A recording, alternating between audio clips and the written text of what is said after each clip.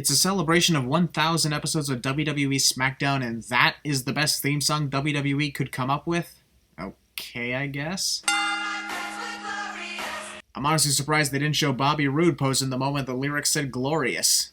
Why haven't they shown Brock Lesnar's reign of dominance during the course of 2002 to 2004 from SmackDown? I know these days he's a lazy bitch, but back then he wasn't. Sure, they show the ring breaking, but that's it. The entire existence of Truth TV, a completely stupid parody of the successful Miz TV.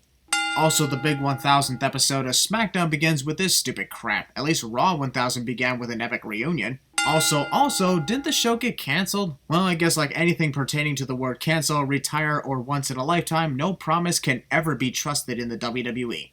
Dance break! These stupid dance breaks. Fortnite. We just do another dance break. If WWE's intention was to make my head explode in extreme frustration on their 1000th episode celebration, mission accomplished. Byron Saxton's climax. Stephanie McMahon lip-syncing her entrance theme during her entrance. As cool as it is to see Shane McMahon finally show up again on SmackDown, Shane is a dick to R-Truth. Guess we'll never know what R-Truth's first question was for Stephanie. Also, where the fuck has Shane been all this time? Tonight will not be possible without all of you. This show would not be possible without all of you, cliche. It is! It's here! And here I thought the fans actually hated Vince McMahon, considering all they do is trash him for his decisions 24/7. All talk, no walk, just to seek attention. If they really hated Vince, they'd be booing him out of the building. This is Vince McMahon here, not Ric Flair. Wrong chance, Stephanie. 1,000. What chance? Oh! Mr. McMahon read my mind! I despise the dance breaks and the entire existence of Truth TV, but this was actually pretty funny, so I'll give it a center mover. AJ Styles non-pyro. Really? On the 1000th episode celebration, you couldn't bring back the pyro for just one episode? I honestly thought I was seeing things when the animated game version of AJ Styles appeared on the bottom corner of the screen. That was slightly creepy. No offense, but it's extremely dumb to have wrestlers who are going to be opponents at a pay-per-view event be teammates. It's much more fun if they weren't involved in any sort of physicality, otherwise what's the point of a pay-per-view hype? Let It Roll was no doubt my favorite theme song from SmackDown over the years, and I'm glad they briefly returned it for tonight as we look at the great memories of SmackDown's history. The following contest is a tag team. The ring announcer forgot to announce this tag team match when AJ Styles and Daniel Bryan first made their entrance. It's like he just remembered that he had a job to do. This could be one of the most extraordinary matches in WWE history. A random tag team match with the Usos versus Daniel and AJ could be one of the most extraordinary in history? Sorry, I ain't buying it. Specifically because AJ and Daniel aren't a real tag team like the Usos are.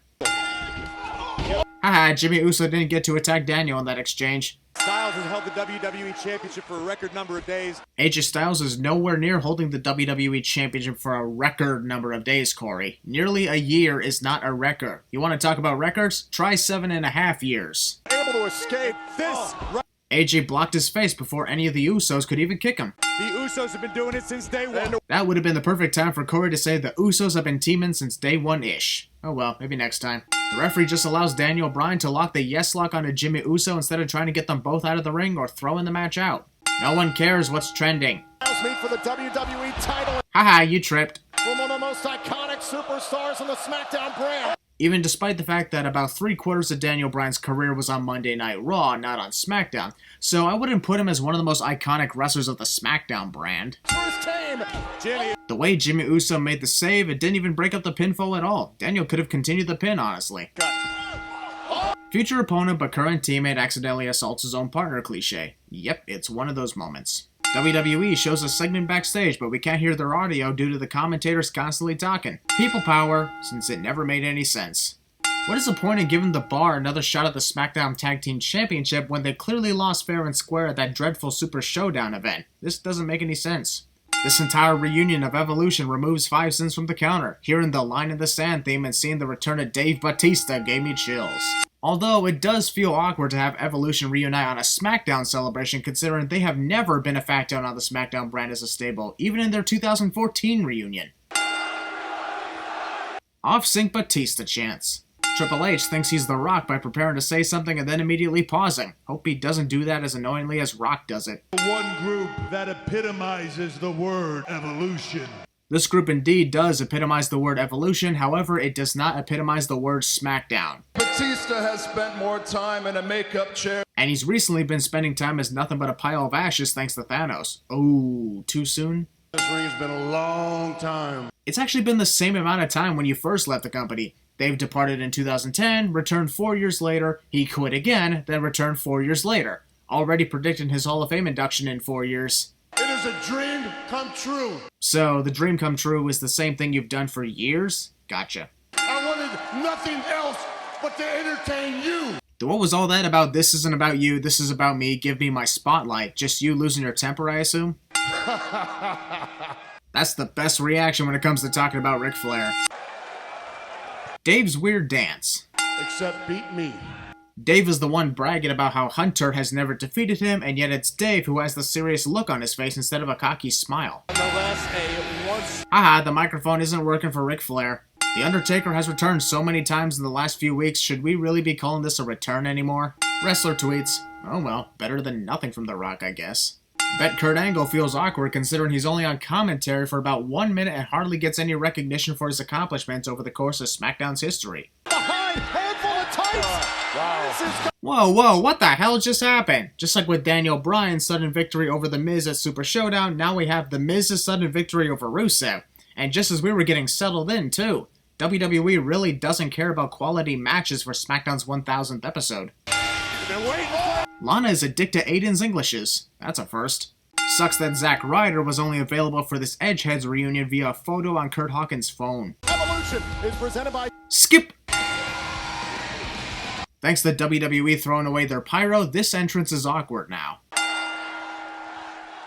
Some of the fans were chanting welcome back, but I cannot believe some of those fans had the nerve to stupidly chant one more match to Edge. Clearly those fans who chanted that don't give a crap if it causes Edge's death. I divorced Vicky Guerrero. Edge talks about his accomplishments throughout SmackDown's history, but then brought up his divorce with Vicky Guerrero. That was on Raw, you moron. And the first ever last woman standing match. Clearly somebody didn't watch NXT. Your friendship with Charlotte. I have completely given up on any fucks I had left for the friendship between Becky Lynch and Charlotte. It's over and done with. We should really let the past go. I'm with Edge when he says that being the moral compass for this situation is a bad idea. You won't even like yourself. She doesn't care. What's the point in even trying? Careful you don't hurt your neck again going through those ropes. What a bitch. I'd be hyped for this if we hadn't seen Becky and Charlotte brawl so many times over the last 2 months. I suppose we had to get Jeff Hardy on the show somehow, though it feels weird that Jeff was reduced to a 10-second cameo hugging the returning Rey Mysterio. Yay, it's Booker T and Jerry Lawler! Just sucks that they were reduced to sitting in a pancake and cereal-filled commentary table with hardly any commentary time given to them at all. That's a double sin. I'm getting a little hungry out here. Then what's stopping you from eating, I don't know, the mountains of pancakes literally sitting on your table? It's the Mountain Dew all over again. One of the most explosive... Sheamus was watching Xavier Woods the whole time and could have easily countered that punch at any moment. Okay, look at... Hilarious. Jerry Lawler needed to be tapped on the arm by Booker T just to be reminded that they're on the air. Although, let me ask this, why doesn't these two legends get to commentate along with Tom, Corey, and Byron? Why are they separate? Also, tiny commentator corner cam. You can't even brush your teeth properly. Who gives a shit about Tom's dental flaws? I have no... See what I mean? This entire split commentary is extremely awkward and unneeded. They don't even know whose turn it is to talk and whose isn't. Fit on the ropes, fit. That I do call outside interference. No shit, Sherlock. Oh, wait a minute. Pancake abuse.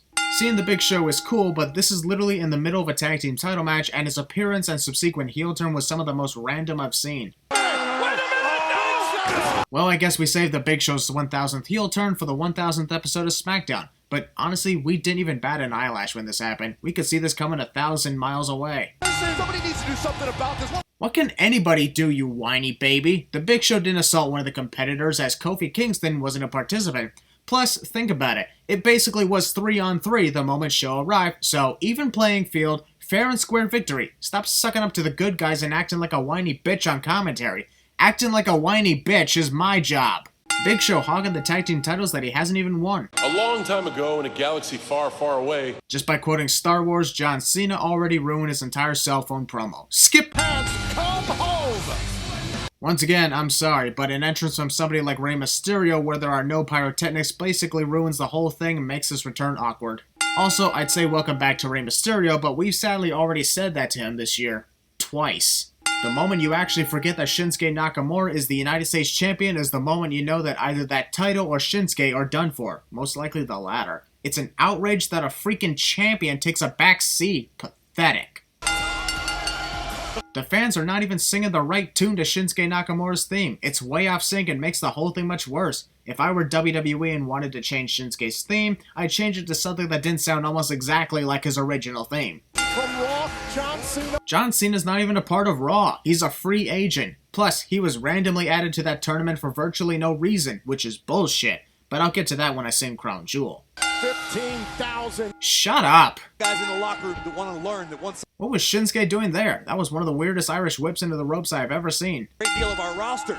Oh, wait a minute. First an awkward Irish whip, and now an awkward head scissors. Uh-oh, I'm starting to get a bad feeling about this match. He's set up. He's set up. Is he done? Rey Mysterio clearly saw Shinsuke getting out of the way and leaving the ring, but still decided to hit the 619 on the air anyway. Rey is a dick to the air. Take to the skies. Alright, I admit, that was actually cool to see. Very creative on the part of Rey. He's got shit. There's got Tom, watch your language. This is a PG show, even if that is shit. for Nakamura into a This pinfall should not be counted at all, considering Shinsuke has almost his entire leg hanging outside the ring, and the referee somehow misses this too. Oh my god, almost every single one of Rey's Hurricane Ranas and head scissors has ended up looking bad. Maybe not so much with those moves anymore, Rey. No offense. And with Rey Mysterio's victory, the WWE World Cup will be contested in an all-American tournament. And no, Rey is not representing Mexico because he was born an American citizen and is legally classified as American. That's what counts, no matter the heritage. Is it bad that I actually forgot about The Undertaker's appearance? I've got 3 words. It's the culmination of the 1000th episode of WWE SmackDown, and we end the show with a 3-minute entrance from The Undertaker just for a 25-second promo where he says pretty much the exact same words that he said on Raw the previous night. What a ripoff for the big celebration.